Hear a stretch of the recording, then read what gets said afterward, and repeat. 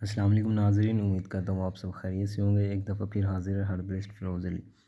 नाज़रीन, आज जो हमारा मौज़ू है वो कुछ ऐसे नुकात हैं जिनके मद्देनज़र रखने से आपके इंशाल्लाह चेहरे पे दाने, कील मुहासे या इसके अलावा चेहरे के जो दूसरे मामलात होते हैं, मतलब पीप वाले दाने होंगे, इस टाइप के जितने भी मसाइल चेहरे के आते हैं, आप इंशाल्लाह ताला उनसे बचे रहेंगे। और वो 3 राज़ कह लें या 3 नुक्ते या 3 ऐसे तजर्बा जो किए गए हैं, नुकात हैं, वो ऐसे हैं कि जिनमें एक को भी मद्देनज़र रखने में कोई या एक को भी करने में कोई यानी पैसे कोई नहीं लगते एक हिसाब के। ये फ्री हैं, सिर्फ़ आपने ज़हनी तौर पे उनको आपने आज़माना है या उसको करना है। तो सबसे पहले जिस नुक्ते को मैं इस मामले में रखूँगा, ठीक है, आपने थंबनेल पे तो पढ़ लिया होगा कि जो फ़वाइद है, मतलब कि चेहरे के दाने, कील मुहासे हैं, इसके अलावा जो चेहरे के रंग को साफ़ रखने के लिए, तो ये तीनों राज़ ऐसे हैं जो मतलब बिल्कुल कोई इन्वेस्ट नहीं है, कोई पैसे इस पे लगने वाले नहीं हैं। सिर्फ़ आप इन 3 नुक्तों को या 3 पॉइंट्स को याद रखें और उनको आज़माएँ, तो इंशाअल्लाह ताला आप हर्बलिस्ट फ़िरोज़ अली को लाज़िमन दुआ में याद रखेंगे। तो सबसे पहले जो पहला मैं नुक्ता आपके सामने रखता हूँ या पॉइंट आपके सामने रखता हूँ, वो पॉइंट ये है कि आपने पानी पीने के तरीके को जो है ना वो आज़माना है, जो मैं तरीका बताऊँगा। और वो पानी पीने का तरीका ऐसा है कि आपने एक तो होता है कि प्यास आपको लगी है तकरीबन 1 गिलास पानी की, आपने इस तरह करना है कि पानी तकरीबन आधे से थोड़ा सा ज़्यादा गिलास पानी पी लेना काफ़ी है। उसके बाद आपने इस तरह करना है कि तकरीबन कोई आधे घंटे बाद या 1 घंटे बाद या हद 1.5 घंटे का वक़्फ़ा रखना है, उसके बाद पानी फिर दोबारा पी लेना है। ठीक है, इस तरह आम लफ्ज़ों में अगर आपने 1 घंटे के अंदर एक ही दफ़ा पानी पीना था और वो तकरीबन आपने 1 लीटर पानी पीना था, तो उससे बेहतर तरीका ये है कि आप तकरीबन 15-15 मिनट के वक्फ़े से एक एक गिलास करके 4 गिलास पानी पी लें, तो वो 1 लीटर पानी अंदाज़न हो जाता है। तो उस तरह पिएंगे तो बेहतर है। यानी आम लफ्ज़ों में थोड़े-थोड़े वक्फ़े से अगर पानी पीते जाएँगे, तो वो आपके जिस्म में जज़ब भी होता है और डिहाइड्रेशन नहीं होने देगा, और उससे ये होगा कि आपके चेहरे का जो रंग है वो भी साफ़ रहेगा और चेहरे के जो कील मुहासे दाने होंगे वो उनसे आप इंशाल्लाह बचे रहेंगे।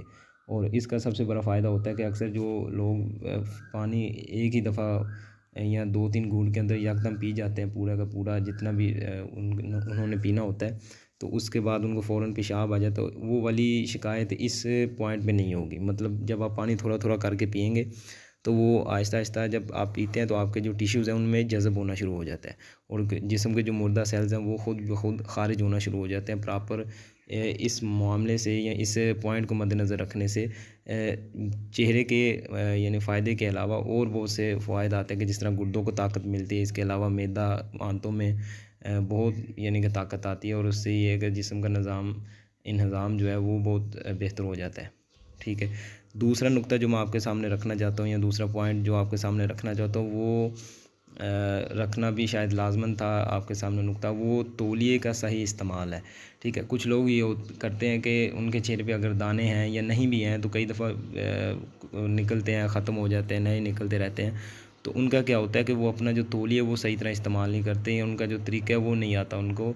तौलिया इस्तेमाल करने का जो सही तरीका है वो इस तरह है कि आप जब भी मुँह धोते हैं या मतलब नहाते हैं, तो फ़ौरन जिस्म पे तौलिया ना फेरें। ठीक है, कोशिश करें कि तौलिया तब फेरें जिस्म पे जब बहुत ज़्यादा पानी हो, वरना ये है कि अगर नॉर्मल पानी अपने चेहरा धोया तो कोशिश करें कि अपने हाथ की उंगलियों के साथ ही, जिस तरह आप अपनी पलकों पे एक उंगली एक साइड पे, एक उंगली एक साइड के ज़रिए जिस तरह पसीना साफ़ करते हैं, इस तरह पानी अपना साफ़ करके, बाकी अगर मर्द है तो अपनी दाढ़ी वगैरह जो है वो उस तरह पानी निकाल के, तो यानी कोशिश करें कि तौलिया इस्तेमाल इधर ना ही हो तो बेहतर है।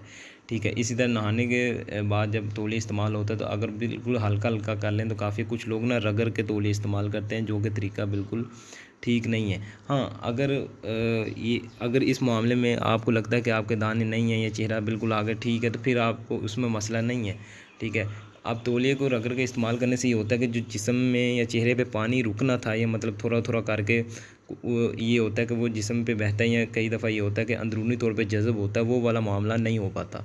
उस वजह से ये होता है कि चेहरे में जो छोटे-छोटे डस्ट के जो दाने होते हैं, या मतलब थोड़ा बहुत जो अगर मिट्टी फंसी होती है चेहरे के छोटे-छोटे सुराखों में, तो वो फिर सही तरह साफ़ नहीं हो पाती, जिसकी वजह से चेहरे पे दाने दोबारा निकल आते हैं। तो वजह मैंने आपके सामने बयान कर दी है कि तौलिया इस्तेमाल करने का जो सही तरीका है कि बेहतर ये है कि आप तौलिया जो है वो आप इस्तेमाल या तो ना ही करें, या अगर करें तो फिर बहुत ज़्यादा पानी हो, जिस तरह का सर बालों में पानी तो वहाँ इस्तेमाल हो सकता है, लेकिन चेहरे पे कोशिश करें कि ना ही हो तो बेहतर है।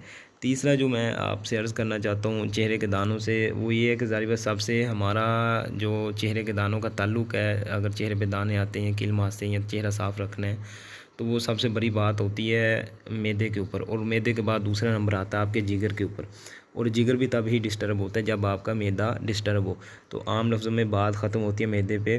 तो बेहतर हाल है कि फिर मैदे को ऐसी खुराकें दी जाएं, या आप ख़ुद ऐसी खुराकें खाएं, मुतदल खुराकें खाएं कि जिनसे मैदे में तंगी भी ना आए और आगे मैदा भी ईज़ी रहे, और नॉर्मल आपके चेहरे पे जो दाने वगैरह वो ना बने।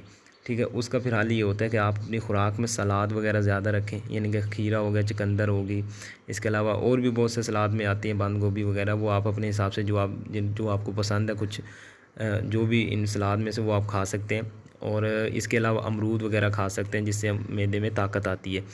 और अगर रही बात कुछ परहेज़ की, तो परहेज़ में सबसे पहले जो मैं चेहरे के दानों के लिए मना करता हूँ वो सबसे ज़्यादा ऑयली चीज़ें, चिकनाई वाली चीज़ें हैं। उसके बाद आता है परहेज़ का जो नंबर होता है वो ज़्यादा मिर्च जो है ना वो भी इसमें मना होती है। उसकी वजह ये है कि जब ज़्यादा मिर्च इस्तेमाल की जाती है तो ब्लड गाढ़ा हो जाता है। जब ब्लड गाढ़ा हो जाता है तो फिर उसके वजह से भी चेहरे को प्रॉपर अपनी ब्लड सर्कुलेशन जो होती है वो सही नहीं मिलती, जिसकी वजह से चेहरे पे दाने निकलते हैं और नीचे प्रॉपर एक मास महसूस होता है, नीचे एक रेशा सा महसूस होता है, और वो जब छेड़ा जाए तो दर्द के साथ साथ बाद में निशान भी रह जाते हैं।